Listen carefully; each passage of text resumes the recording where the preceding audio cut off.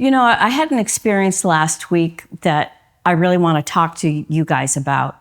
I had a very nice man call me directly, and he was asking about a listing of mine. And come to find out that he didn't understand, nobody ever told him about the new rules that went into effect in August, where in order to even look at a property, you need to have some kind of paperwork. You're either working with that person as a buyer's agent, or there's just a showing agreement for that property, or you just have no representation with anybody. It needs to be one of those three things. So this guy, being well-meaning, was trying to do his own due dil and ended up calling brokers all over town directly about their listings.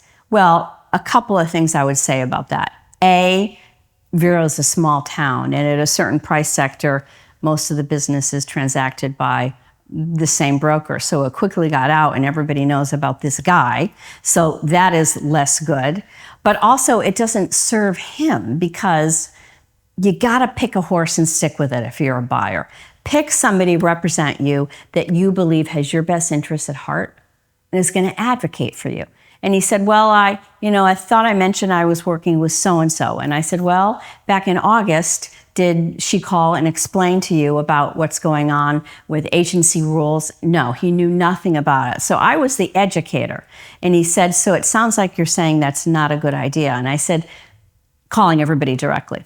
And I said, it's not a good idea. You want one person dedicated that's going to advocate for you. If you're calling everybody all over town directly, you don't have a singular person that's advocating for you. So for example, one of the houses that he's interested in has a provenance that I think makes a material difference that he should know about.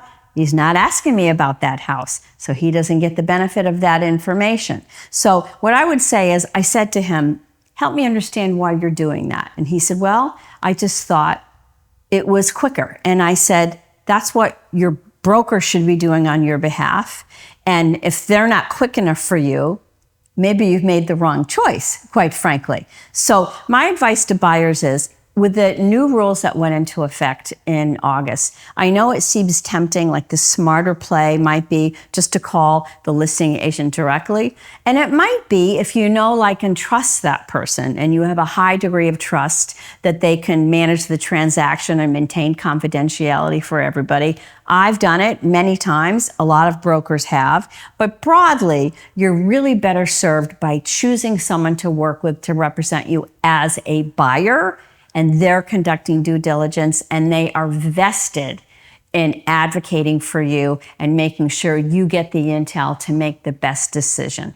If you do all of that on your own, you're just going to be putting your own thumb on the scale, because you're not going to be availed of super good intel that a buyer's broker may have for you. So buyers, pick a horse, stick with it. Frankly, it's an agreement that has an at-will termination. So if you commit to somebody and say, okay, I don't know if I want to work with you for 6 months for any houses, do a test run. Say, okay, I'm interested in these 3 houses. Let's do a showing agreement for those 3 houses. I'll see how you conduct yourself, what kind of intel you give me. And if it seems like we're a good fit and I see value in what you're doing for me, then we have a broader agreement in place.